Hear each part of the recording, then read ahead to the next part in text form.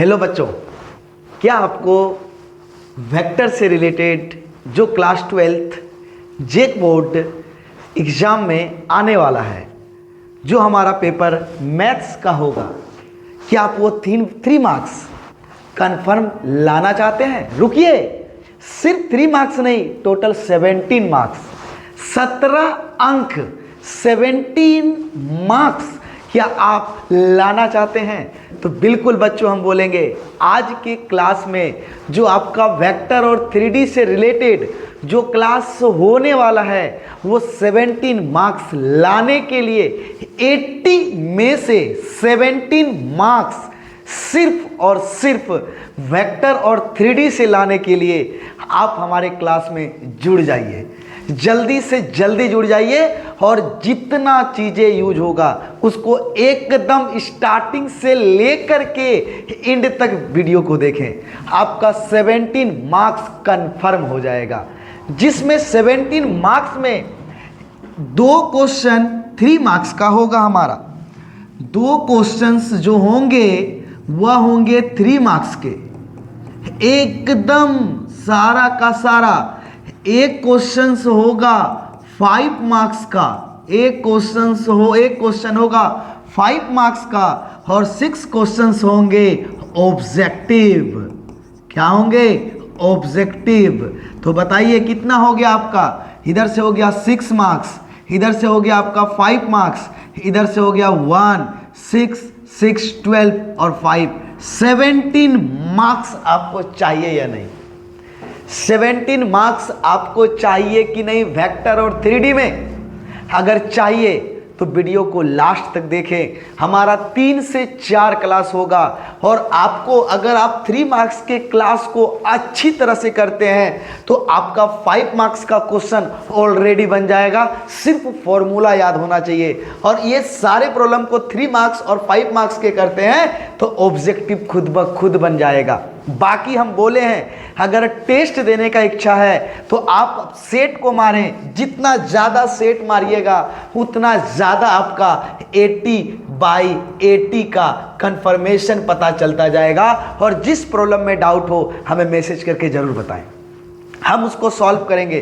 क्योंकि अब आराम करने का समय नहीं है बच्चों, अब जगने का समय है, अब जगने का समय है, अब पढ़ने का समय है। मैथ्स जो है वो काफ़ी ज़्यादा टाइम मांगता है, प्रैक्टिस मांगता है, तो हम प्रॉपर प्रैक्टिस करवाएंगे आपके लिए, ताकि आपके एग्ज़ाम में 80/80 कन्फर्म हो सके। रहा बात ऑब्जेक्टिव का, तो हम बोल चुके हैं ऑब्जेक्टिव 6 जनवरी मॉर्निंग 8 बजे आप लोग को वीडियो अपलोड मिलेगा ऑब्जेक्टिव का। डेली एकदम ताबड़तोड़ हर एक कॉन्सेप्ट से रिलेटेड ऑब्जेक्टिव होगा।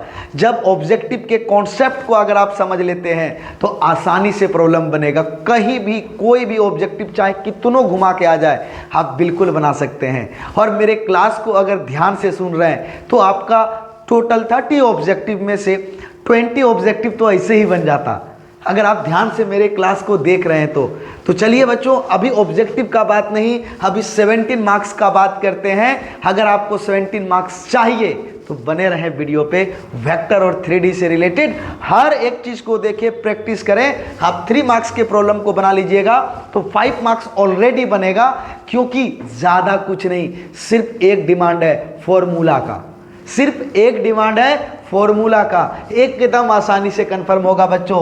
चलिए, जेक बोर्ड सबसे पहले हम 3 मार्क्स के 2 प्रॉब्लम को सॉल्व करेंगे। उसके बाद हम लोग 5 मार्क्स के आने वाले एग्जाम में एक क्वेश्चन के लिए प्रैक्टिस करेंगे, बाद में जब 5 मार्क्स के प्रॉब्लम को सॉल्व करेंगे। तो चलिए बच्चों, अभी तक हम लोग डिटर्मिना मैट्रिक्स और डिटर्मिनांट से रिलेटेड एक प्रॉब्लम को सॉल्व कर चुके हैं, जिससे एक क्वेश्चन रहेगा। उसके बाद कंटिन्यूटी से रिलेटेड एक प्रॉब्लम को हम लोग सॉल्व कर चुके हैं। उसके बाद हम लोग कंटिन्यूटी के बाद हम लोग सॉल्व किए थे इंक्रीजिंग एंड डिक्रीजिंग के लिए। किसके लिए? इंक्रीजिंग एंड डिक्रीजिंग के लिए 3 प्रॉब्लम हम लोग 3 मार्क्स के लिए अभी तक सॉल्व कर चुके हैं। 3 प्रॉब्लम। अब ये हमारा 2 प्रॉब्लम किससे रहने वाला है? वेक्टर एंड 3D से। तो अब 3 और 2 5 क्वेश्चन तैयारी करने के लिए तैयार हैं। उसके बाद एक क्वेश्चन और कीजिएगा, 8 में से 6 तो जवाब देना है। तो आप सोच लीजिए एकदम बेहतरीन तरीका। बट हम 8 में से 8 क्वेश्चन को बताएंगे। ठीक है बच्चों, चलिए एकदम अगर आप मेरे वीडियो को देख रहे हैं, अगर शुरू से अंत तक हमारे वीडियो को देख रहे हैं, तो आप देखिएगा एग्जाम में जो प्रॉब्लम आने वाला है वो कॉन्सेप्ट से बाहर जाने वाला नहीं है। आपके कॉन्सेप्ट में जो बताया जाएगा उसी से रिलेटेड प्रॉब्लम होगा, और बाकी जो टेस्ट ले रहे हैं वो टेस्ट का प्रॉब्लम होगा, और कुछ उससे ज़्यादा नहीं होने वाला है। ठीक है बच्चों, चलिए हम लोग आज 3D के प्रॉब्लम को, सबसे पहले ये जो चैप्टर है वो 3D से रिलेटेड है। ठीक है, क्या बोला गया है, ध्यान से पढ़िए। एंगल बिटवीन टू लाइन, हमें बोला गया है कि हमारे पास दो लाइन है, इस दो लाइन है हमारे पास, 1 और 2, ये दो लाइन है। इस लाइन के फॉर्म को जब आई कैप, जे कैप, के कैप नहीं लिखा रहता है तो इसको कहते हैं कार्टेशियन फॉर्म, कार्तीय रूप बोलते हैं। बच्चों ध्यान से सुनिए, जब हमें दो लाइन के बीच एंगल फाइंड करने के लिए कहा जाएगा, दो लाइन के बीच एंगल फाइंड करने के लिए कहा जाएगा, तो हम इस फॉर्म को कहते हैं, जब आई कैप, जे कैप और के कैप नहीं दिखाई दे उसको बोलते हैं हम लोग कार्टेशियन फॉर्म, यानी कि कार्तीय रूप। देखिए यहाँ आई कैप, जे कैप, के कैप कहीं भी दिखाई दे रहा है दोनों लाइन के इक्वेशन में, तो नहीं, इसको कहते हैं हम लोग कार्टेशियन फॉर्म। अब कार्टेशियन फॉर्म होता कैसा है वो हम बताते हैं, सिर्फ पहले ध्यान से सुनिए। हर एक चीज प्रॉब्लम में आप छांट के बना लीजिएगा, कहीं कोई दिक्कत होने वाला नहीं है, कहीं कोई दिक्कत नहीं होगा बच्चों। आप सब चीज छांट लीजिएगा, सिर्फ मेरे क्लास को समझिए। देखिए अब कार्टेशियन फॉर्म में लाइन का जो इक्वेशन होता है, किसका इक्वेशन, लाइन का जो इक्वेशन होता है वह होता है x minus x1 by a। देखिए ये x1 जो कहलाता है, ये x1 हमारा पॉइंट कहलाता है, जो लाइन में हमारा पॉइंट रहता है ना वो हमारा पॉइंट कहलाता है। और ये जो x होता है ना ये वेरिएबल, क्योंकि जब हम किसी इक्वेशन को लिखते हैं तो हमें एक अननोन पॉइंट लेना पड़ता है x y z, ठीक है, तो वही x है ये, ठीक है। और ये x1 जो है, ये x1 हमारा उस लाइन का पॉइंट है, ठीक। और ये जो a है ये हमारा डायरेक्शन कोसाइन है या डायरेक्शन रेशियो है, दिक अनुपात है या दिक कोजिया है। आप दोनों बोल सकते हैं, दिक कोसाइन भी बोल सकते हैं। तो ये हमारा ए जो नीचे जो लिखा रहेगा, जो नीचे रहेगा डिवाइड में, उसको डायरेक्शन कोसाइन बोलते हैं या डायरेक्शन रेशियो बोलते हैं, ठीक है। दोनों में से कुछ भी बोल सकते हैं हम, चलेगा। क्या बोल सकते हैं, दिक अनुपात या दिक कोसाइन। दिक कोसाइन को हम लोग दिक कोजिया भी कहते हैं, ठीक। उसके बाद क्या होता है, equal to y minus y1 by B. Similar कहानी, y हमारा वेरिएबल होगा, y1 हमारा पॉइंट होगा और b हमारा क्या होगा, डायरेक्शन रेशियो या डायरेक्शन कोसाइन, दिक अनुपात या दिक कोजिया।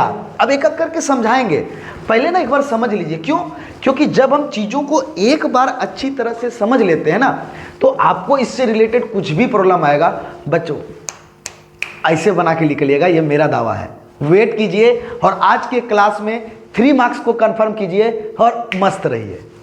एक क्वेश्चन 3 मार्क्स का आज के क्लास में हम कंफर्म करके जाएंगे, एक क्वेश्चन 3 मार्क्स का 100%, ये मेरा दावा है। लेकिन आप देखिए पहले वीडियो को। और इज इक्वल टू तीसरा z माइनस z1 बाई सी।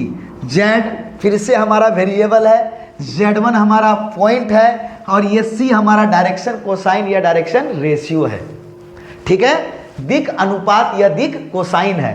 तो यहां से x y z वेरिएबल हो गया, x1 y1 z1 पॉइंट हो गया, a b c direction cosine या डायरेक्शन रेशियो हो गया, दिक अनुपात या दिक कोसाइन हो गया, ठीक है। अब यहां पे आपको कुछ कुछ बातों पे ध्यान देना है। क्या ध्यान देना है, जरा ध्यान से सुनिए। अगर हमारे पास सपोज कीजिए, सपोज करने से पहले देखिए इस इक्वेशन में देखिए क्या क्या चीजें हैं, एक बार ना समझ लीजिए, एक बार बस एकदम अस्थिर से समझिएगा, ध्यान से समझिएगा। अगर जो हम यहाँ बताना चाह रहे हैं अगर आप वो छांट लेते हैं, अगर आप वो छांट लेते हैं, आपका ये प्रॉब्लम बन चुका है। सिर्फ फॉर्मूला याद होना चाहिए बच्चों, सिर्फ और सिर्फ फॉर्मूला याद करने का जिम्मेदारी मेरा है, वो हम याद करवाएंगे, आपको क्या टेंशन लेना है। आइए हम लोग देखते हैं एक करके। तो अगर देखिए तो इसमें नोटिस कीजिए क्या क्या है। एक्स वाई जेड जो वेरिएबल है वो प्लस में है। वो किस में है? प्लस में है या नहीं है? इस इक्वेशन को पहले रीड कीजिए। हम बोले हैं ना बेसिक बताएंगे, बस बेसिक को ध्यान दीजिए, सारा प्रॉब्लम खत्म होने वाला है। एक्स वाई जेड वेरिएबल है ना, तो देखिए तीनों हमारा प्लस में है। दैट मीन्स सर अगर इस तीनों के आगे माइनस दिख गया तो, जैसे अगर हमें लिख दिया 3 माइनस एक्स बाई 4, सेम कहानी है, कहीं भी हो सकता है, वाई के साथ भी हो सकता है, जेड के साथ भी हो सकता है। तो उस कंडीशन में क्या करना है ध्यान से सुनिए। एक्स के आगे क्या चाहिए? प्लस, लेकिन है क्या? माइनस। तो ये माइनस हमें डिस्टर्ब कर रहा है, तो हम इस पूरे से ऊपर वाला से माइनस को कॉमन ले लेंगे। जब माइनस को कॉमन ले लेंगे तो माइनस वाला क्या बन जाएगा? प्लस, और प्लस वाला क्या बन जाएगा? Minus by 4। सर तब ये माइनस को क्या करेंगे? इस माइनस को नीचे ले आइएगा, x माइनस 3/4। अब x के साथ है तो ये x1 कहलाएगा। अब देखिए ये फॉर्मूला का माइनस है, x1 का वैल्यू माइनस नहीं है, x1 का वैल्यू देखिए -3 नहीं है, यहाँ पे x1 का जो वैल्यू होगा वो 3 होगा। ये माइनस नीचे आया है और नीचे का a कहलाता है, a का वैल्यू कितना हो जाएगा? -4। ये माइनस फॉर्मूला का है बच्चों, ये माइनस जो है ना फॉर्मूला का है। क्लियर? आप समझे? पहले एक एक पॉइंट को समझिए। जो कहानी हम इसमें बता रहे हैं सेम कहानी इस दोनों में भी होने वाला है। ठीक है? अब देखिए x के आगे माइनस रहा तो आप माइनस को कॉमन ले करके फिर नीचे भेज दीजिएगा, हो जाएगा। लेकिन अब बताइए यहाँ तो फॉर्मूला में माइनस रहता है, अगर ऐसा रह जाए सर x प्लस 3/4 ये रह गया। अब बताइए फॉर्मूला में क्या कहता है? माइनस, लेकिन यहाँ पर क्या दे दिया है? प्लस। तो इसको देखिए अब अरेंज कैसे कीजिएगा। देखिए x माइनस -3/4, देखिए तो पहले ये समझे, x माइनस -3/4। हम रिकॉर्डिंग स्टार्ट करना भूल गए थे क्या? वही देखने गए थे। देखिए फॉर्मूला में माइनस होता है ना, यहाँ प्लस दिया था, तो इसको कैसे माइनस में कन्वर्ट करेंगे? यहाँ लिख देंगे माइनस और -3, देखिए ना कैसे हुआ, माइनस माइनस प्लस आया। अब जैसे आ गया तो बोलिए x के आगे प्लस चाहिए था तो प्लस है, माइनस चाहिए था तो माइनस आ गया।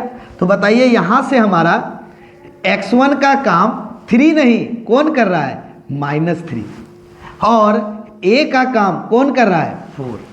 क्या समझे या नहीं समझे बच्चों? ये चीज़ों को पहले आप ध्यान दीजिए। 3 चीज, सेम कहानी तीनों में से किसी में भी हो सकता है। हम x को लेकर के बता रहे हैं, ये कहानी इस लाइन में भी हो सकता है, इसमें भी हो सकता है। तो सिमिलर कीजिएगा। पहला पॉइंट, ये जो x y z है ये तीनों के आगे प्लस दिखना चाहिए। अगर माइनस दिख गया तो हम माइनस ऊपर से कॉमन लेकर के नीचे भेज देंगे। डन।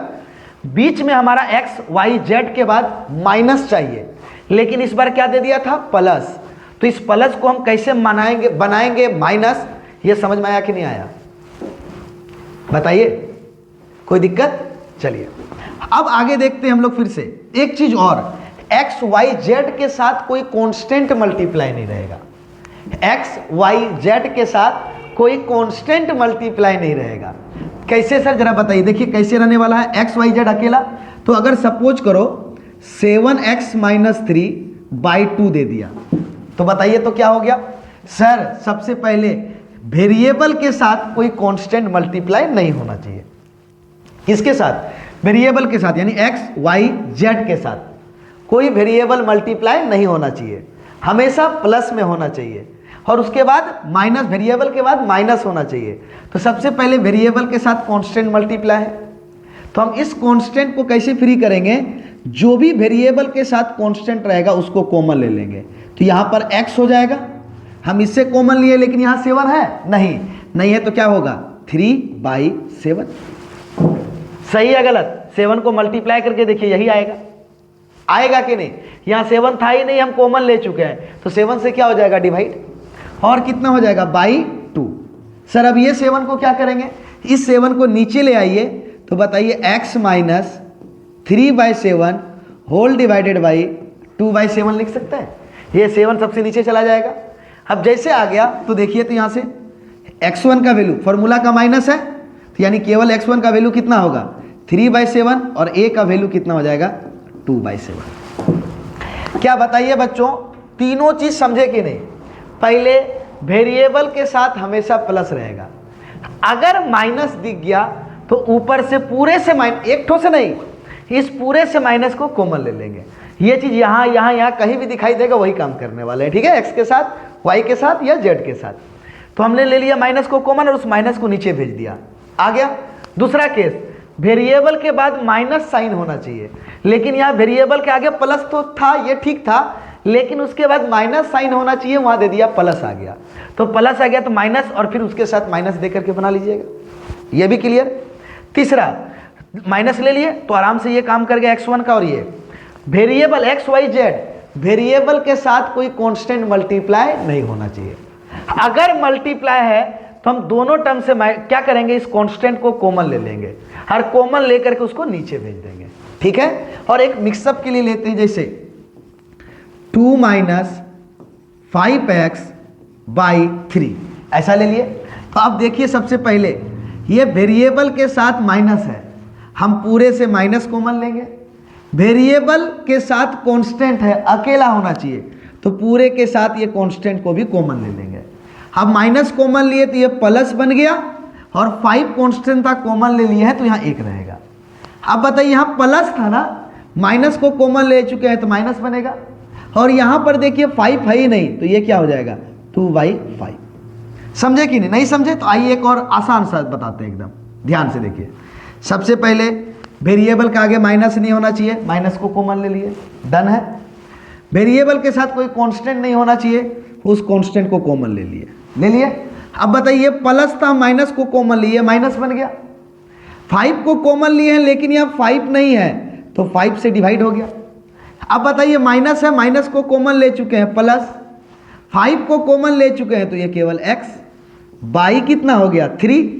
अब बताइए, -5 को नीचे भेज देंगे और x को पहले लिख देते हैं, x माइनस 2/5 3, इस -5 को लिख देते हैं नीचे, आ गया नीचे।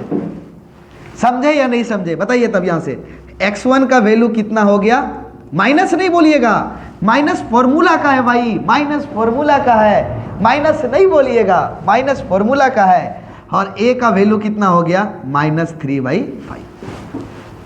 क्या बताइए, आप आराम से x y z इस इक्वेशन के साथ अगर कोई भी छेड़खानी हो तो आराम से आप फ्री कर सकते हैं। x के आगे माइनस नहीं होना चाहिए, x के आगे हम x का जिक्र कर रहे हैं, लेकिन y और z दोनों के साथ सेम अप्लाई होगा। हम बात कर रहे हैं x का, लेकिन y और z दोनों के साथ अप्लाई होगा, इसके साथ x के साथ साथ। सुने या नहीं सुने? तो हम x का, क्योंकि तीनों बोलेंगे ना तो होच पोच हो जाएगा, ठीक है, खिचड़ी बन जाएगा। हम एक ठोका बात कर रहे हैं, आप ये दोनों को समझना है। क्या क्या? वेरिएबल के आगे माइनस नहीं होना चाहिए, वेरिएबल ऑलवेज पॉजिटिव होना चाहिए। माइनस रहेगा तो क्या करेंगे, ये समझ में आ गया। वेरिएबल के साथ कोई कांस्टेंट मल्टीप्लाई नहीं होना चाहिए, अगर कांस्टेंट मल्टीप्लाई रहेगा तो कॉमन लेकर के उसको नीचे भेज देंगे। वेरिएबल के बाद माइनस चिन्ह होना चाहिए, और अगर प्लस चिन्ह रहेगा तो कैसे माइनस बताएंगे वो बता दिए, क्लियर। अगर मिक्सअप रहेगा तो क्लियर रहेगा करके, वेरिएबल के आगे माइनस नहीं होना चाहिए तो माइनस कॉमन लेंगे, वेरिएबल के साथ कांस्टेंट मल्टीप्लाई है तो उसको भी कॉमन लेंगे। क्या बताइए, ये सारा चीज समझ में आया कि नहीं आया? क्या इस इक्वेशन को चेंज करने के लिए आराम से सीखे या नहीं सीखे, पहले बता दीजिए बच्चों। इस इक्वेशन को कौन सा फॉर्म कहते हैं, कार्टेशियन फॉर्म। एक लाइन का इक्वेशन है, कार्टेशियन फॉर्म में आई कैप जे कैप नहीं है, इसीलिए हिंदी में कहते हैं इसको कार्तीय रूप। ये इक्वेशन ऑफ लाइन है, ये हमारा रेखा का समीकरण है। बताइए, पहले यहां तक समझ गए? एकदम 17 मार्क्स के लिए आपके अंदर धैर्य रखने की जरूरत है, अपने अंदर पेशेंस को रखिए, 17 मार्क्स खुद ब खुद आएगा एकदम। अभी 3 मार्क्स क्लियर है, बूंद बूंद से घड़ा भरता है भाई, एक ही बार में आप नल ऑन कीजिएगा पानी भर गया चलो, ऐसा नहीं होता है, वेट करना पड़ता है, उसके बाद भरता है, ठीक है। तो वेट कीजिए थोड़ा सा, सब चीज मिलेगा। पहले बताइए इक्वेशन क्लियर हो गया। अब आइए, अब आते हैं प्रॉब्लम को सॉल्व करने के लिए, और देखिए कितना आसानी से हमारा प्रॉब्लम सॉल्व होता है। इसको लिख लीजिएगा समझने के लिए। आप एक बार फिर से वीडियो को देखिए पीछे करके, प्रॉब्लम बनाने से पहले एक बार वीडियो को फिर से पीछे करके देख लें, ताकि कैसे हम XYZ के कार्य में काम करते हैं, ठीक। आइए, अब ये इक्वेशन हमारा है चलिए अब इसको हम लोग सॉल्व करते हैं। क्या निकालने बोला है? Equation of angle between two line. तो सबसे फर्स्ट हमारा लाइन फर्स्ट का इक्वेशन क्या है? लाइन L1, इसका इक्वेशन क्या है जल्दी बताइए? 5 - x/3, फिर बताइए y + 3y-4, फिर बताइए z - 7/1। ये आ गया। तो ये देखिए i cap, j cap, k cap नहीं दिखाई दे रहा है, तो ये समझना है कि ये लाइन का इक्वेशन है और किस फॉर्म में? तो कार्टेशियन फॉर्म में, यानी कि वेक्टर फॉर्म में। तो आप सबसे पहला क्या कीजिएगा? x1 y1 z1 a b और c सब इससे छांट लीजिएगा। तो छांटने के लिए भाई हमें इस फॉर्म में लाना होगा। तो लाने के लिए आप देखिए अभी ये अरेंज नहीं है। क्यों? क्योंकि यहां देखिए वेरिएबल के आगे माइनस आ गया है, और यहां पर देखिए वेरिएबल के बाद माइनस होना चाहिए लेकिन प्लस हो गया है। ये हमारा ठीक है, वेरिएबल प्लस में है, कोई कांस्टेंट मल्टीप्लाई नहीं है, और उसके बाद माइनस है। ये ठीक है, लेकिन ये दोनों हिल डुल रहा है, ये दोनों हिल डुल रहा है, तो सीधा करना पड़ेगा कि नहीं? अपने आप को खुरापात समझता है? पॉसिबल है? रहने देंगे खुरापाती, पीट के सीधा कर देंगे। क्या करेंगे? इसको पीट के सीधा कर देंगे। रुक बेटा अभी देखते हैं, क्रिस का गाना सुनेगा, बोल के अपने सीधा कर देंगे इसको।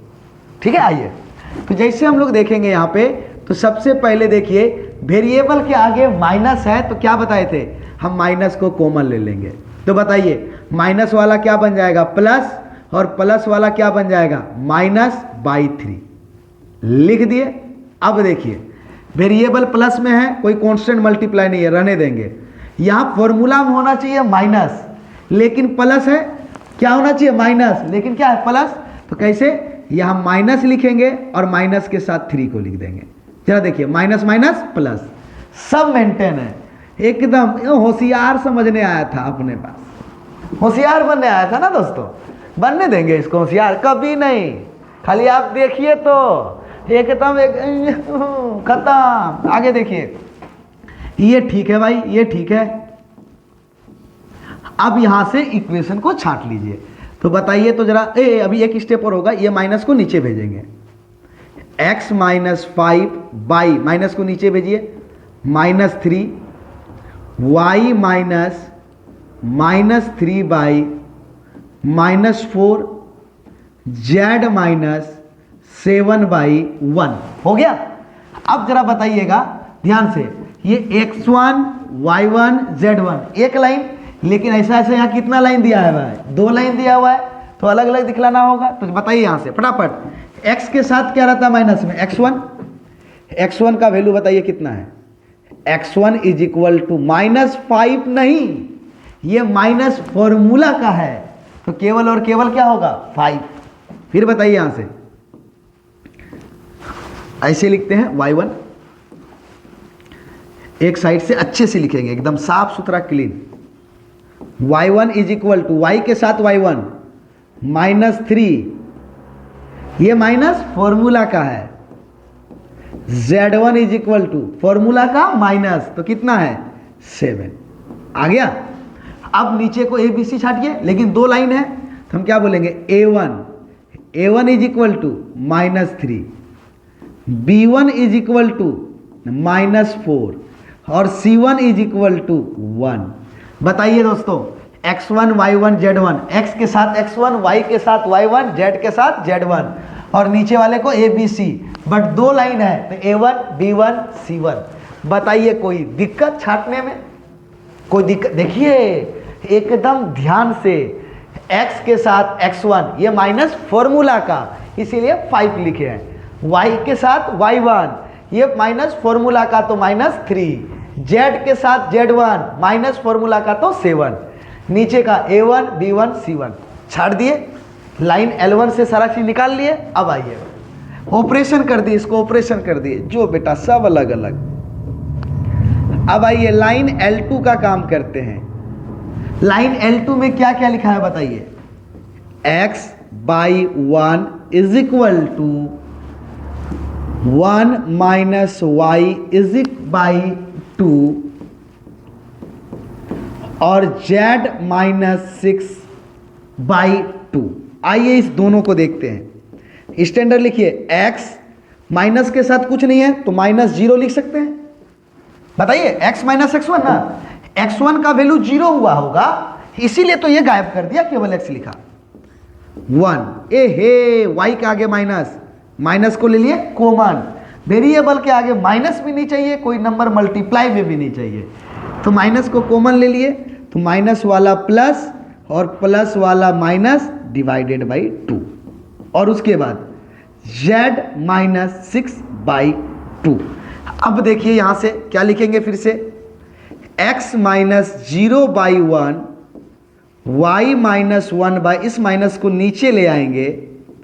अब देखिए तो इक्वेशन एकदम शानदार फॉर्म में है, मैच कीजिए, एकदम शानदार फॉर्म में है या नहीं, एकदम मैच कर लीजिए इस इक्वेशन को और इस इक्वेशन को। देखिए x के साथ क्या रहता है, x1, तो बताइए x1, तो यहां लिखेंगे x2, क्यों, क्योंकि ये दूसरा लाइन है, दूसरा लाइन के क्या लिखेंगे x2, तो बोलिए x के साथ x2 कितना है 0 माइनस फॉर्मूला का, फिर बताइए y के साथ y2, दो लाइन है ना, तो y2 फॉर्मूला का माइनस 1, z के साथ z2 सेकेंड लाइन है, देखिए 1 1 मतलब फर्स्ट लाइन, 2 2 मतलब सेकेंड लाइन, ठीक है, z के साथ z2 दूसरा लाइन है, तो फॉर्मूला का माइनस, तो 6 हो गया। अब आइए एकदम बिंदास होके 3 मार्क्स ऐसे उठेगा, ऐसे, खाली आप प्रॉब्लम में बने रहें, आप सिर्फ देखें वीडियो को शुरू से अंत तक, और 3 मार्क्स नहीं, हम क्या बोले 17 मार्क्स, 17 मार्क्स चाहिए, देखते रहिए, एकदम ध्यान से सुनिए। अभी देखिए कैसे उठाएंगे नंबर, आप देखिए, बताइए नीचे को हम लोग क्या बोलते हैं, फर्स्ट लाइन के लिए A1 बोले थे, सेकेंड लाइन के लिए A2, A2 का वैल्यू बोलिए 1, B2 का वैल्यू बोलिए -2, C2 का वैल्यू बोलिए 2, हो गया। बोलिए दोनों लाइन से सब कुछ छांट लिए। अब हम लोग लिखेंगे, एंगल निकालने बोल रहा है ना, तो एंगल होता है theta is equal to cos inverse A1 A2 plus B1 B2 plus C1 C2 whole divided by root under A1 square plus B1 square plus C1 square into root under A2 square plus B2 square plus C2 square. क्या होता है angle का formula, theta is equal to Cartesian form में, Cartesian form में A1 A2 plus B1 B2 plus C1 C2 by root under A1 square plus B1 square plus C1 square into A2 square plus B2 square plus C2 square. ये होता है हमारा किसका formula, angle between two line का, किसका, angle between two line का, ये हमारा फॉर्मूला होता है। किस फॉर्म में, तो हम बोलेंगे कार्टिजन फॉर्म में। किस फॉर्म में, तो हम क्या बोलेंगे कार्टिजन फॉर्म में। कार्टिजन फॉर्म में हमारा एंगल बिटवीन टू लाइन का यही फॉर्मूला होता है। ये फॉर्मूला होता है दोस्तों, देख लीजिए एंगल बिटवीन दो लाइन का। अब बताइए A1 A2 B1 B2 C1 C2, बोलिए क्या नहीं जानते हैं, A1 का स्क्वायर B1 का स्क्वायर, क्या नहीं जानते हैं आप बताइए। सिर्फ हमें छांटने का जरूरत था, इससे बताइए आप क्या नहीं जानते हैं। ये हमारा एंगल का फॉर्मूला आपको याद होना चाहिए। ये फॉर्मूला का यूज कब करेंगे, कार्टिजन फॉर्म में। कब यूज करेंगे बच्चों, कार्टिजन फॉर्म में। अब बताइए इसमें से ढूंढिए आप क्या नहीं जानते हैं।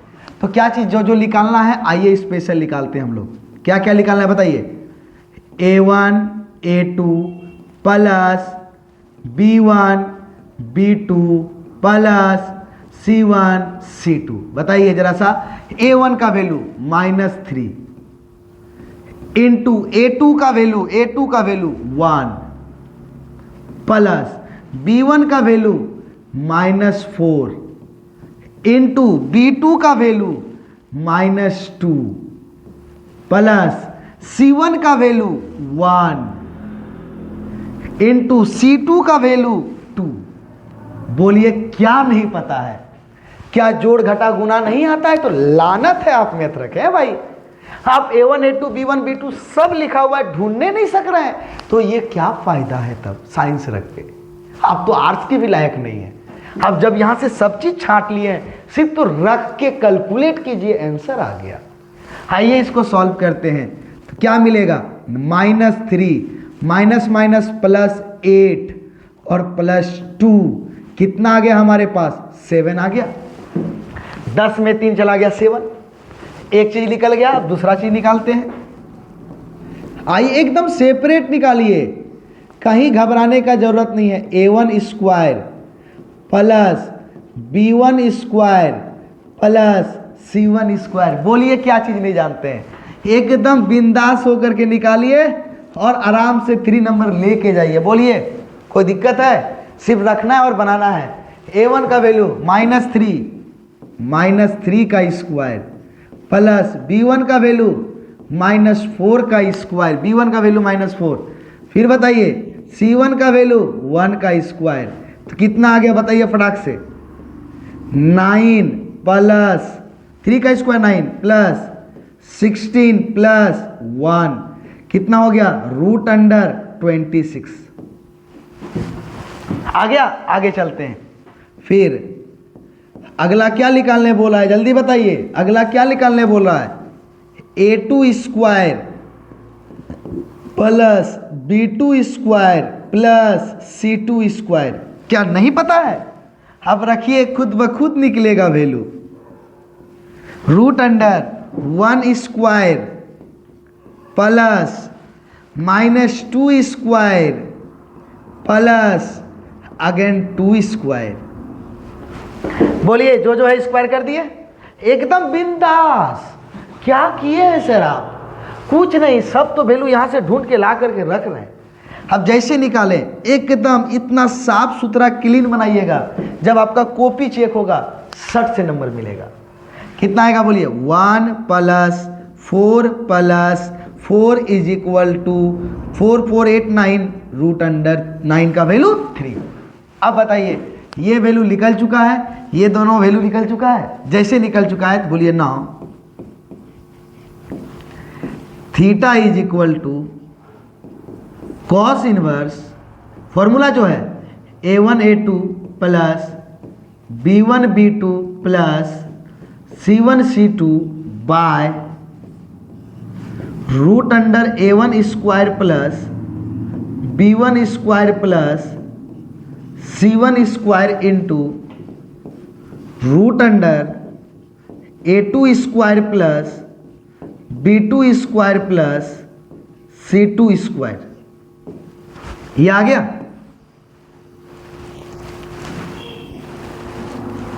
ये आ गया हमारा। अब सबका वैल्यू रख दीजिए। तो थीटा = cos इनवर्स, बताइए इसका वैल्यू √26 बाय √26 कहां से भाई? गलती लिख दिए, उल्टा देख लिए। कितना? 7। इसका वैल्यू 7। देख लीजिएगा, कैलकुलेशन सही होना चाहिए, बाकी कुछ नहीं। कैलकुलेशन का बात है, वो हर एक चीजें एकदम अपने आप खुद ब खुद सही हो जाएगा। 7 इसका वैल्यू √26, इसका वैल्यू 3 आ गया।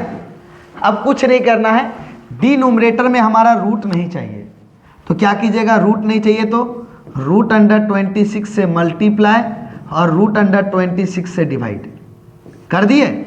अब करने के बाद क्या मिलेगा? Theta = cos inverse 7 √26 by √20। देखिए यहाँ पे दोनों रूट है तो 26 हो जाएगा इंटू 3। अब मल्टीप्लाई कर दीजिए। कितना हो जाएगा 7√6 26,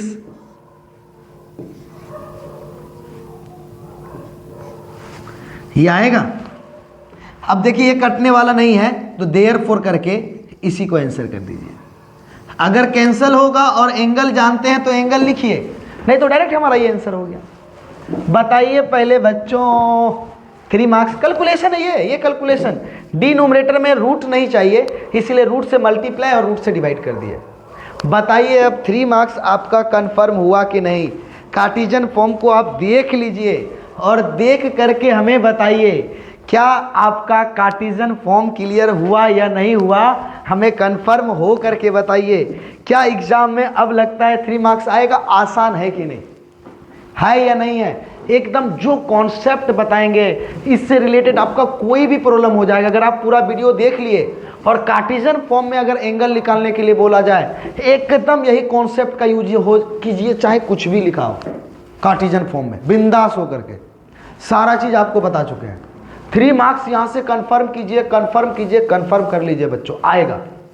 चाहे कार्टेशियन फॉर्म में होगा इक्वेशन या फिर हमारा वेक्टर फॉर्म में होगा, जो भी होगा। देखिए एंगल बिटवीन 2 लाइन, 2 सरल रेखाओं के बीच का हमें एंगल फाइंड करने बोल रहा है, और किस फॉर्म में है? कार्टेशियन फॉर्म में है।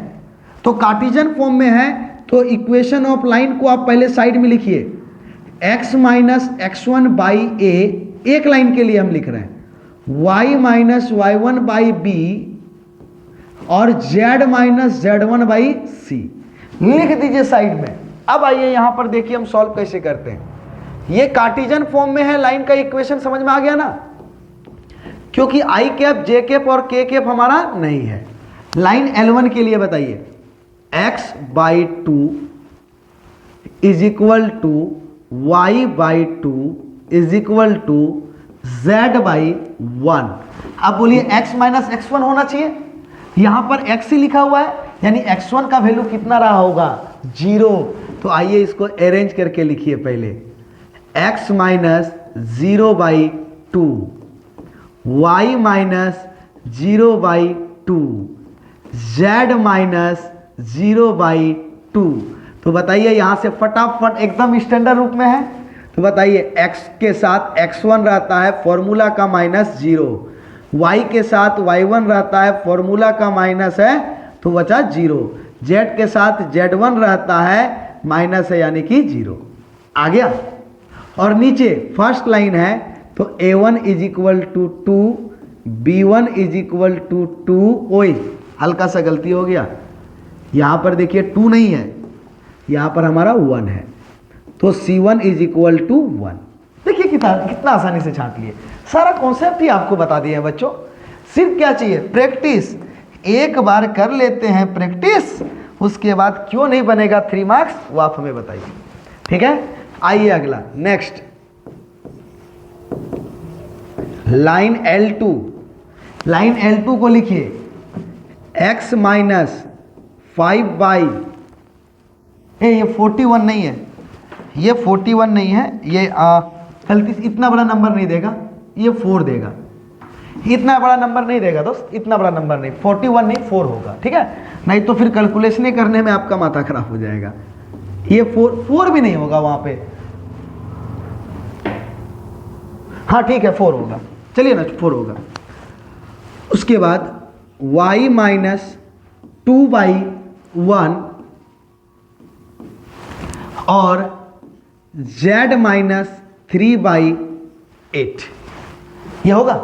चलिए अब देखिए इस इक्वेशन को, x के साथ प्लस है उसके बाद माइनस है, ठीक है, सब ठीक है। देख लीजिए ये प्रॉपर इस फॉर्म में है, या कुछ हमें सुधार करने की जरूरत नहीं है। तो जैसे सुधार करने का जरूरत नहीं है तो सेकेंड लाइन के लिए x2 लिखेंगे, फॉर्मूला के लिए माइनस, x के साथ x2 कितना है 5, y के साथ सेकेंड लाइन के लिए y2 फॉर्मूला का -2, z के साथ z2 फॉर्मूला का -3। आ गया। x के नीचे सेकेंड लाइन के लिए a2 का वैल्यू 4, b2 का वैल्यू 1, c2 का वैल्यू 8। हम इसमें सुधार क्यों नहीं किए? क्योंकि प्रॉपर ये इक्वेशन हमारा कार्टेशियन फॉर्म में, या नहीं था सुधार किए, इससे पहले नहीं था हम सुधार किए। लेकिन ये प्रॉपर था तो हमने इसको सॉल्व किया। ये भाई ये 41 नहीं 4 होगा, ठीक है। चलिए अब जैसे ये दोनों हम छांट लिए तो अब बताइए तो हम क्या लिखेंगे, since theta is equal to formula cos inverse a1 a2 plus b1 b2 plus c1 c2 by root under a1 square plus b1 square plus c1 square into root under a2 square plus b2 square plus c2 square. हो गया एकदम। देखिए problem में हमें कोई change नहीं करना है, एकदम बिंदास होके बनाना है, बिंदास। क्या कोई चीज चेंज की है, एकदम। अब सब चीज मालूम है, निकाल ले। अब मेरा तो जरूरत ही नहीं होना चाहिए भाई। a1 a2 plus b1 b2 plus c1 c2।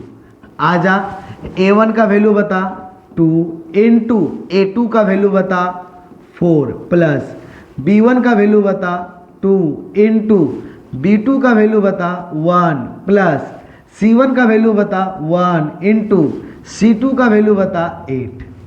कितना हो गया 8 प्लस 2 प्लस 8 कितना हो गया 8 8 16 2 18। लिख दिए। क्या दिक्कत, कोई दिक्कत होना चाहिए, आसानी से बना कि नहीं बना। अब आगे चलिए, अगला क्या है देखिए यहां पर,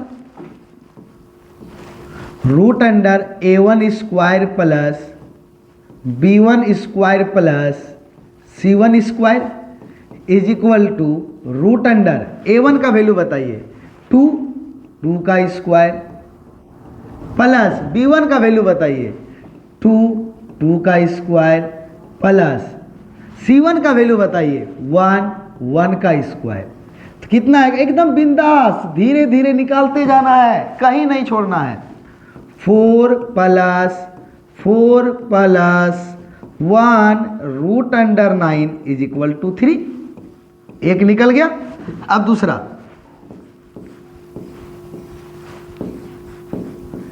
a2 square plus b2 square plus c2 square. आइए a2 का वैल्यू जल्दी बताइए, a2 का वैल्यू 4 का स्क्वायर प्लस b2 का वैल्यू 1 का स्क्वायर प्लस c2 का वैल्यू 8 का स्क्वायर। कितना आएगा बताइए 16 प्लस 1 प्लस 64। तो बोलिए ये हमारा टोटल 8 कीजिएगा तो कितना आ जा रहा है बताइए 81, और 81 का रूट कितना होगा 9। बोलिए इसीलिए हम बोले यहाँ 41 नहीं होगा 4 होगा। बताइए बच्चों कोई दिक्कत, अगर 41 भी रहता तो बनाते आप कैलकुलेशन करते, बट वैसा नहीं आने वाला है। क्या बताइए 1 2 3 चाहिए था, तीनों वैल्यू निकल गया। अब आइए 9 थीटा इज इक्वल टू, बिंदास फॉर्मूला को लिखिए, theta is equal to cos inverse a1 a2, जो फॉर्मूला हम लिखे थे यहाँ पे a1 a2 b1 b2 plus c1 c2। एकदम आज का क्लास में 3 मार्क्स को कंफर्म करके जाइए। अब ये नहीं बोलिएगा कि सर आप जो बताए वो सेम टू सेम नहीं पूछा, पाप लगेगा बच्चों, एकदम पाप लगेगा आप लोगों को। इतना आसान सा मेथड बताया है सबको छांटने के लिए, इतना आसान सा मेथड बताया यार, आप बोलिएगा कि सेम टू सेम आ जाए, पाप नहीं लगेगा? हाँ पाप तो लगेगा, ये ठंडी में पाप नहीं करना है, बहुत खतरनाक होगा। आइए यहाँ से a2 square plus b2 square plus c2 square आ गया। चलिए theta is equal to cos inverse, बताइए पूरे का वैल्यू, ऊपर का वैल्यू कितना 18 बाय नीचे इसका वैल्यू 3, इसका वैल्यू 9। बोलिए 2 बार में कैंसिल हो जाएगा तो क्या आएगा बताइए तो, therefore theta is equal to cos inverse 2/3। हम इसका वैल्यू नहीं जानते हैं तो नहीं लिखेंगे। अगर सपोज कीजिए कॉस इनवर्स 1/2 आ जाता, तो हम इसका जानते हैं ना एंगल, कॉस इनवर्स है तो कॉस के कौन से एंगल का वैल्यू हमारा 1/2 होता है, कौन से एंगल का वैल्यू 60 डिग्री का, तब यहां हम लिखते पाई/3 लिखते। लेकिन इसका अब हम वैल्यू जानते नहीं है, इसका कॉस इनवर्स 2/3 का एंगल जानते नहीं है, तो हम इतने छोड़ के आंसर लिख देंगे। लेकिन अगर आप जानिएगा किसी का एंगल तो आप पहले एंगल लिखिएगा। क्या लिखिएगा बच्चों? एंगल लिखिएगा। एंगल लिखिएगा, क्लियर हो जाएगा। ठीक है, यहां तक कोई दिक्कत? अगर एंगल जानते हैं तो एंगल लिखिएगा, और अगर एंगल नहीं जानते तो इसी तरह छोड़ देना है। अब बताइए, हम लोग एक साथ 2 क्वेश्चन कार्टेशियन फॉर्म का हम लोगों ने बना लिया एंगल फाइंड करने के लिए। बताइए अब बच्चों कंफर्म होकर के, अगर कार्टेशियन फॉर्म में एंगल बिटवीन 2 लाइन अगर आपसे पूछा जाए तो आप बना सकिएगा कि नहीं? अगर एंगल बिटवीन 2 लाइन पूछा जाए, 2 रेखा के बीच का कोण पूछा जाए, तो ये आप बना सकिएगा कि नहीं? एकदम दिखेगा ही दिखेगा। ये प्रॉब्लम कोई काट नहीं सकता है, दिखेगा, एकदम दिखेगा इससे रिलेटेड। अभी आते आए ना, जितना क्वेश्चन 3 मार्क्स में पूछेगा हम सब बनाएंगे। 17 मार्क्स कंफर्म करना है। कितना मार्क्स? 17। अब ये सारा चीज को छाटने अगर सीख गए ना कार्टेशियन फॉर्म में, ये दोनों को अगर छाटने सीख गए तो आपका एक और 5 मार्क्स आ गया, एक और 5 मार्क्स भी आ गया। ये 3 के साथ 5, 8 मार्क्स कंफर्म। अगर ये छाटने सीख गए तो शॉर्टेस्ट डिस्टेंस, न्यूनतम दूरी से अगर आप ये छाटने सीख गए तो वहां से आ जाएगा। बाकी सब आसान है, हम बताएंगे, वेट करना है, सिर्फ वेट करना है। चलिए अगले प्रॉब्लम की ओर बढ़ते हैं धीरे धीरे। अब देखिए, फिर से बोला एंगल बिटवीन 2 लाइन, फिर से हमें बोला गया एंगल बिटवीन 2 लाइन, लेकिन इस बार देखिए आई कैप जे कैप के कैप ऐसा दिख रहा है। तो ये हमारा लाइन का इक्वेशन है, बट कौन से फॉर्म में?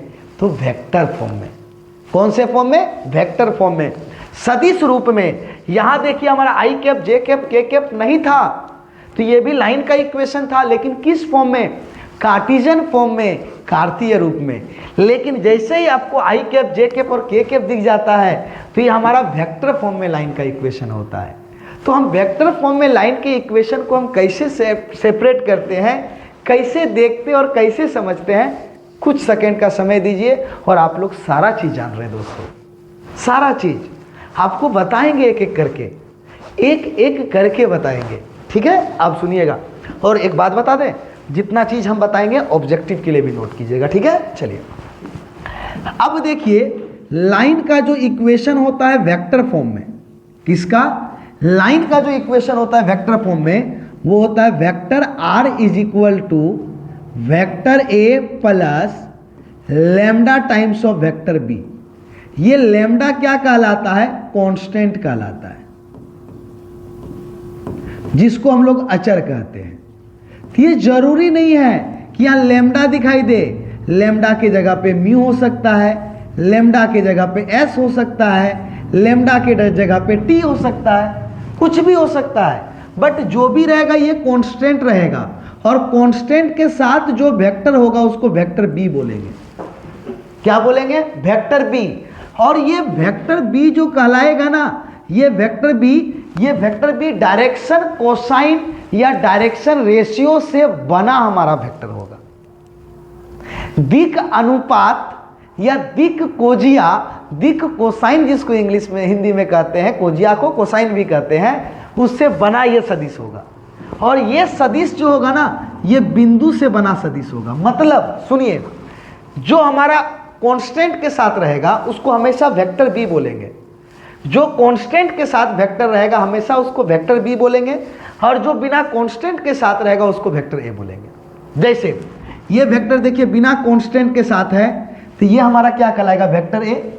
और ये देखिए लैम्डा हमारा कांस्टेंट आ गया ना, तो उसके साथ जो वेक्टर दिखाई देगा उसको बोलेंगे वेक्टर बी। यहां भी देखिए ये बिना कांस्टेंट के साथ वेक्टर है, इसको बोलेंगे वेक्टर ए। यहां देखिए ये कांस्टेंट के साथ ये वेक्टर है, तो इसको बोलेंगे वेक्टर बी। ठीक है, हम क्या बोले कि वेक्टर ए पॉइंट से मिलकर के बना होगा, तो कार्टेशियन फॉर्म में ये x1 y1 z1 का काम करता है।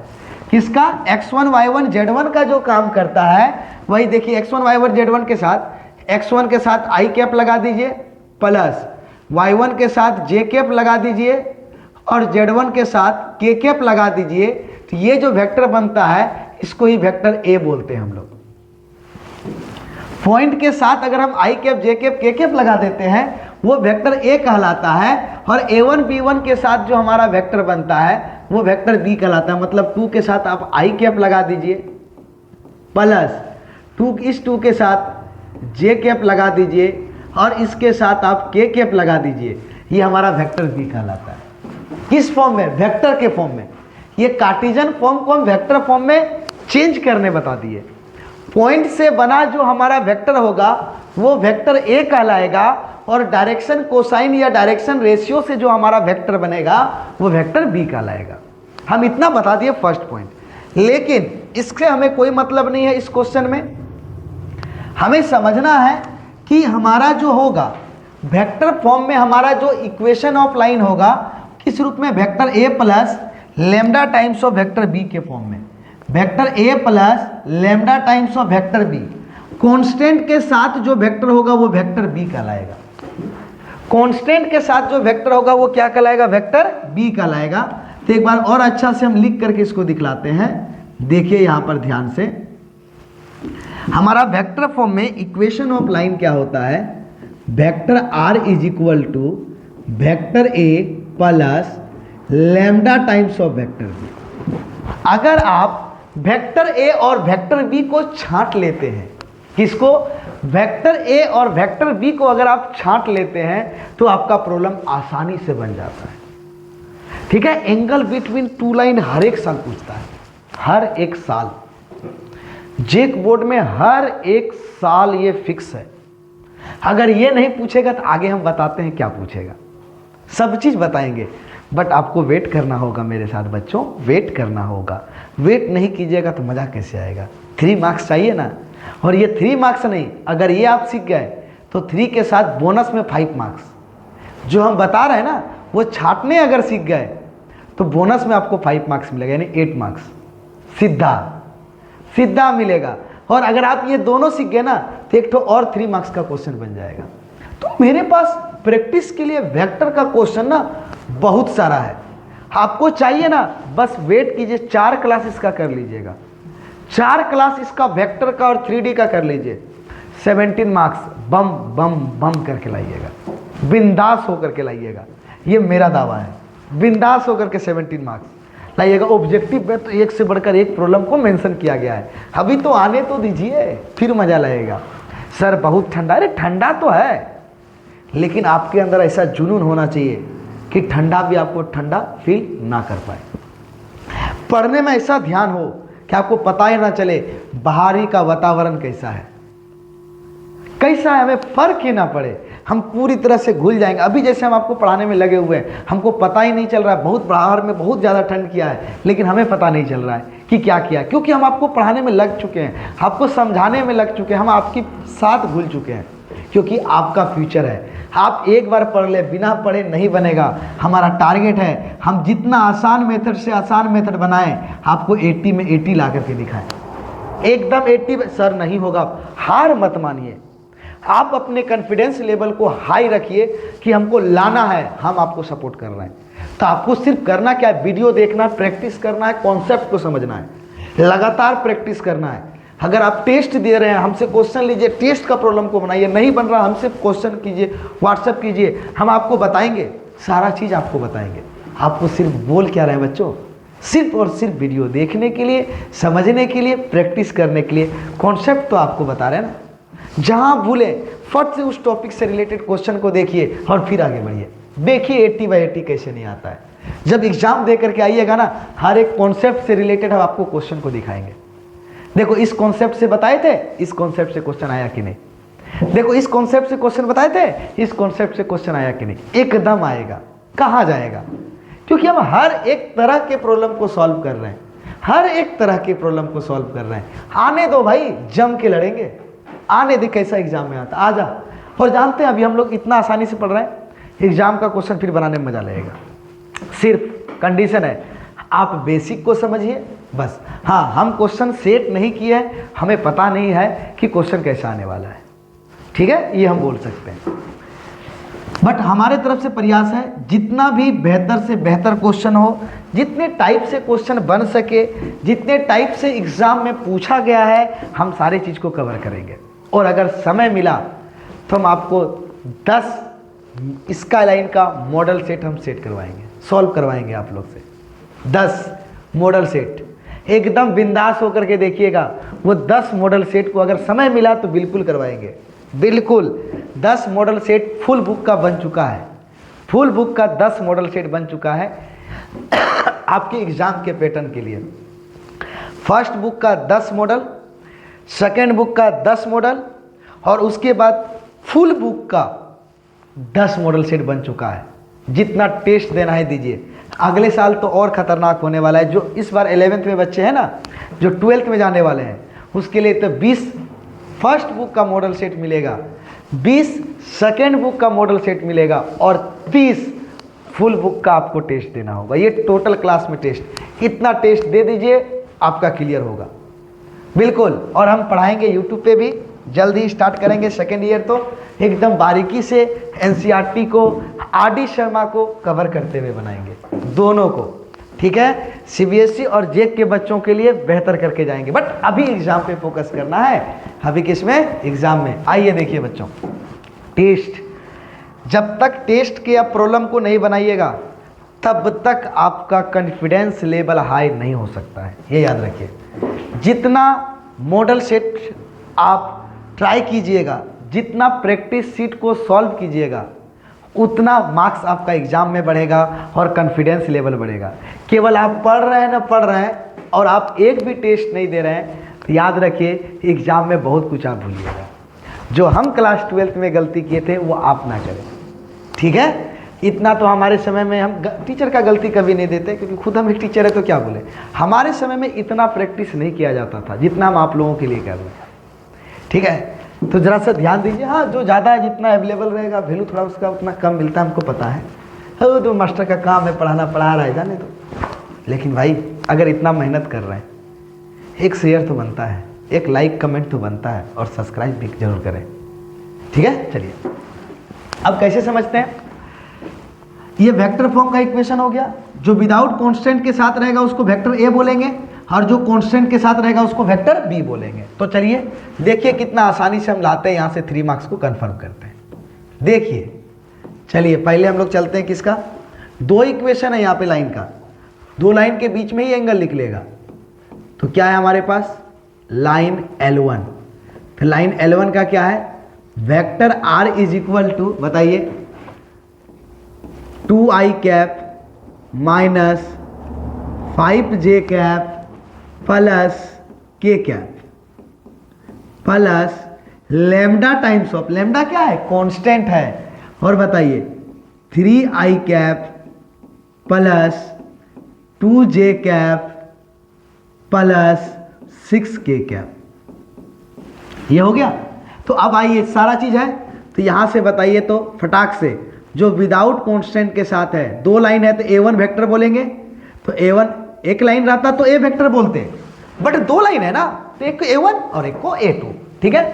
तो A1 वेक्टर कितना हो जाएगा, 2i cap minus 5j cap plus k cap, और B1 वेक्टर तो जो कांस्टेंट के साथ रहता है बच्चों उसी को बोलते हैं B वेक्टर। तो बताइए लेमडा के साथ, तो हमेशा लेमडा ही नहीं रहेगा, कुछ भी वहां रह सकता है, याद रखिएगा, लेमडा ही नहीं रहेगा, वहां कुछ भी रह सकता है, और 6k कैप लिख दिए। फर्स्ट लाइन का A1 और B1 छाटने सीख गए। जो विदाउट कांस्टेंट के साथ वेक्टर होगा उसको A1 वेक्टर, और जो कांस्टेंट के साथ वेक्टर होगा उसको A2 वेक्टर। आइए अगला देखते हैं, छाट दिए। एकदम सीखे या नहीं सीखे हमें बता दीजिए। वेक्टर फॉर्म में तो और आसानी से छाट लीजिएगा, इसमें तो कुछ तालमेल नहीं, झालमेल नहीं। हाँ, कभी कभी इक्वेशन को ना पूरा मल्टीप्लाई करके दे देता है, लेमडा उमडा मिक्स करके। तो क्या कीजिएगा, कांस्टेंट वाले वेक्टर को एक जगह पे रखिएगा। जैसे अगर सपोज कीजिए आपको ऐसा दे दिया, हाँ, 2i cap minus 3 lambda i cap plus 4j cap minus 7 lambda j cap plus, इस तरह दे दिया, ठीक है।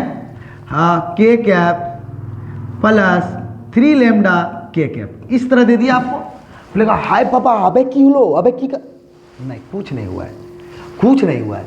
अब देखिए जो बिना कांस्टेंट वाला वेक्टर को एक साथ लिखिए, क्या 2i कैप माइनस नहीं प्लस,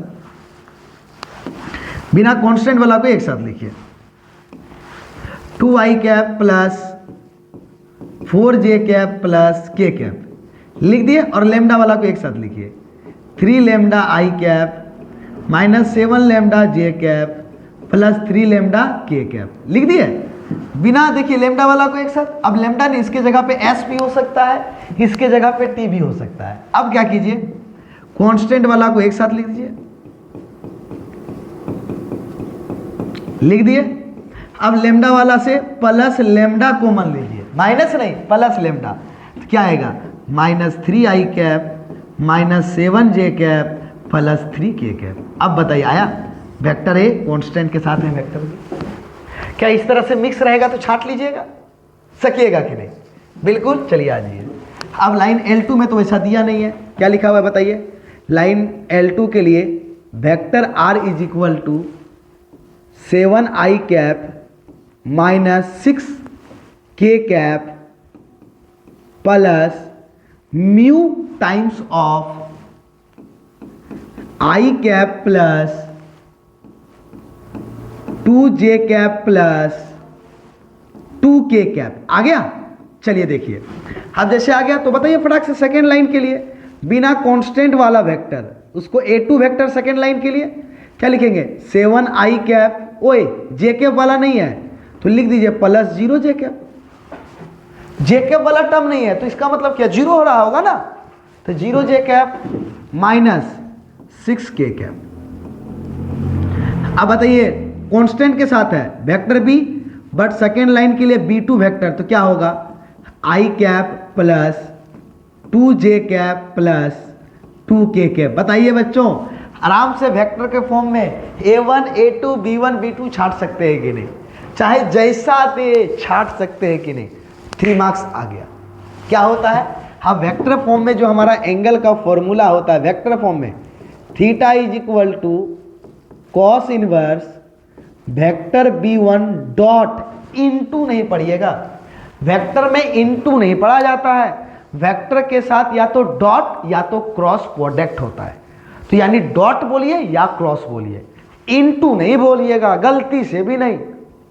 इनटू बोलना ही नहीं है, जब दो वेक्टर को मल्टीप्लाई कीजिएगा या तो डॉट से बोलिएगा या तो क्रॉस से, डॉट रहेगा तो डॉट, क्रॉस रहेगा तो क्रॉस, इनटू नहीं बोलना है, ठीक है। B1 dot B2 vector by magnitude of vector B1 into magnitude of vector B2। अब बताइए तो B1 जानते हैं, बोलिए B2 जानते हैं, B1 का मैग्नीट्यूड निकालना और B2 का मैग्नीट्यूड, आंसर आ गया। लेकिन सर हम डॉट कैसे निकालते हैं, तो सुनिए यहाँ डॉट कैसे निकालते हैं। अगर हमारे पास दो वेक्टर है x1 i cap plus y1 j cap plus z1 k cap dot x2 i cap plus y2 j cap plus z2 k cap, ये दो वेक्टर है। इस दो वेक्टर का डॉट प्रोडक्ट कैसे होता है, i कैप का डॉट i कैप के साथ, यानी x1 x2। और याद रखिए वेक्टर में डॉट प्रोडक्ट में i cap dot i cap 1 होता है, j cap dot j cap भी 1 होता है, और k cap dot k cap भी 1 होता है। याद रखिएगा ऑब्जेक्टिव में काम देगा। लेकिन अगर i कैप का डॉट अनदर के साथ करते हैं तो वो जीरो वेक्टर नहीं, डॉट को कहते हैं स्केलर प्रोडक्ट, अदिश गुणनफल। स्केलर प्रोडक्ट डॉट को क्या बोलते हैं, स्केलर प्रोडक्ट यानी कि अदिश गुणनफल। अगर उसी तरह से जे कैप को अगर आप के कैप के साथ डॉट करते हैं तो 0, आई कैप को भी अगर आप के कैप के साथ डॉट प्रोडक्ट करते हैं तो 0। क्लियर है, समझ में आया कि नहीं आया बताइए। और डॉट प्रोडक्ट में आप vector A dot vector B लिखिए या vector B dot vector A लिखिए, दोनों का मीनिंग इक्वल होता है। दोनों का मीनिंग क्या होता है दोस्त? इक्वल होता है।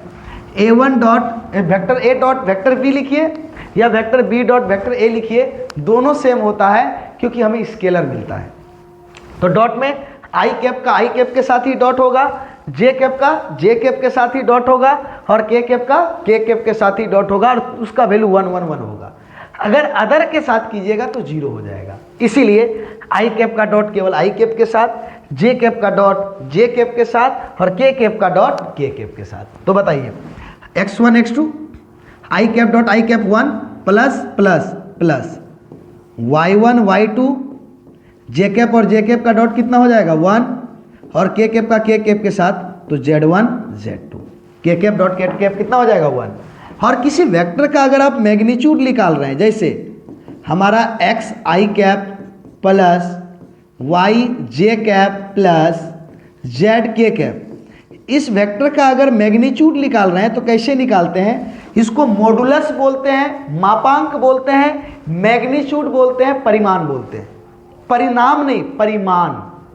ठीक है, कैसे करते हैं? आई कैप के गुणांक का स्क्वायर प्लस जे कैप के गुणांक का स्क्वायर प्लस के कैप के गुणांक का स्क्वायर, हम ऐसे निकालते हैं मैग्नीट्यूड, मॉडुलस, मापांक, परिमाण, ऐसे निकालते हैं इसका नाम। डॉट निकालने सीख गए, आई कैप का डॉट आई कैप के साथ, जे कैप का डॉट जे कैप के साथ, के कैप का डॉट के कैप के साथ। परिमाण भी निकालने सीख गए, आई कैप के गुणांक का स्क्वायर प्लस जे कैप के गुणांक का स्क्वायर प्लस के कैप के गुणांक का स्क्वायर का रूट ओवर निकाल लेंगे। अब बताइए यहाँ क्या क्या निकालने बोल रहा है? अब सब निकालेंगे, बताइए। बन गया आपका कहानी। b1 वेक्टर डॉट इनटू नहीं बोलिएगा, डॉट, डॉट मतलब स्केलर। b1 का वैल्यू बताइए ताड़ाताड़ी, b1 का value 3i cap plus 2j cap plus 6k cap dot b2 vector i cap plus 2j cap plus 2k cap. चलिए आई कैप का आई cap के साथ 3 into 1 3 plus plus plus 2 into 2 4 जे cap का जे cap के साथ plus plus plus के cap का के कैप के साथ 6 दूना 12 12 4 16 3 19। आ गया? कोई दिक्कत? बिंदास होके आया कि नहीं आया? आई कैप का डॉट आई कैप के साथ, जे कैप का डॉट जे कैप के साथ, के कैप का डॉट के कैप के साथ। 3 इंटू 1 3, 2 इंटू 2 4, 6 इंटू 2 12। आ गया? 12 4 16 3 19। एक ऊपर वाला निकल गया। अगला बोलिए, मैग्नीट्यूड ऑफ वेक्टर b1 बताइए। b1 यहाँ है, इसका मैग्नीट्यूड कैसे निकालेंगे? रूट अंडर आई कैप के गुणांक का स्क्वायर प्लस जे कैप के गुणांक का स्क्वायर प्लस के कैप के गुणांक का स्क्वायर। तो क्या आएगा बताइए? 9 प्लस 4 प्लस 36 49, 49 का रूट हो जाएगा 7। बताइए ना क्या कर रहे हैं भाई? फोकट में 3 मार्क्स मिल रहा है कि नहीं आपको? फोकट में 3 मार्क्स मिल रहा है कि नहीं बता दीजिए। और ये 3 मार्क्स नहीं, एक्स्ट्रा में 5 मार्क्स, यानी टोटल 8 मार्क्स। जो चीज़ बता रहे हैं ना इसी का यूज करेंगे शॉर्टेस्ट डिस्टेंस में, देखिएगा कैसे आएगा। सिर्फ फॉर्मूला चेंज होगा। प्रैक्टिस कर लो बच्चों, यही तो मौका है, कहीं मौका निकल ना जाए। b2 वेक्टर यहाँ मैग्नीट्यूड बोलिए, आई कैप के गुणांक का स्क्वायर प्लस जे कैप के गुणांक का स्क्वायर प्लस के कैप के गुणांक का स्क्वायर रूट अंडर 1 का स्क्वायर 1 प्लस 2 प्लस 4, 2 का square 4 plus 4 is equal to 9 is equal to 3। आ जाएगा? तो बताइए अब हमारा तीनों निकला या नहीं निकला? ये भी निकल गया, ये और ये तीनों निकल गया। Now theta is equal to cos inverse, formula बोलिए, vector b1 dot vector b2 by magnitude of vector b1 into magnitude of vector b2। अब क्या कीजिए, सबका वैल्यू रख दीजिए। Theta is equal to cos inverse b1 dot b2 कितना निकला भाई 19। वेक्टर b1 का मैग्नीट्यूड कितना आया है 7, मैग्नीट्यूड ऑफ वेक्टर b2 कितना आया है 3। तो यहाँ से बताइए therefore theta is equal to cos inverse 19/21 हो जाएगा। ये हमारा क्या हो गया आंसर। अगर हम इसका एंगल जानते तो हम एंगल लिखते, बट हम इसका एंगल हम लोग नहीं जानते हैं तो हम नहीं लिखेंगे। तो बताइए 3 मार्क्स लाना एकदम आसान है कि नहीं, फोकट में मिला या नहीं मिला, मिल गया। चलिए अब देखिए, अगर आप उसको समझ गए तो हम बोलेंगे इस प्रॉब्लम को होमवर्क देते हैं, एक बार बना करके जरूर देखें, जरूर देखें बच्चों इसको। बाकी हम लोग वेक्टर 3D से रिलेटेड सारे प्रॉब्लम को सॉल्व करेंगे। तो चलिए आज ये होमवर्क देते हैं और देखते हैं अगर आप ये समझ गए तो बना पाते हैं कि नहीं, ये हमें ज़रूर बताइए, ठीक है। और हमें आगे आगे फिर से मिलेंगे हम लोग वेक्टर के क्लास को लेकर के, और इसको भी सॉल्व करेंगे। एक बार मैच कर लीजिएगा, प्रोसेस फिक्स रखिएगा बच्चों, ठीक है। मेहनत कीजिए, अभी भी 80 मार्क्स ला सकते हैं आप, अभी भी कुछ नहीं हुआ है, ठीक है, हम आपके साथ हैं।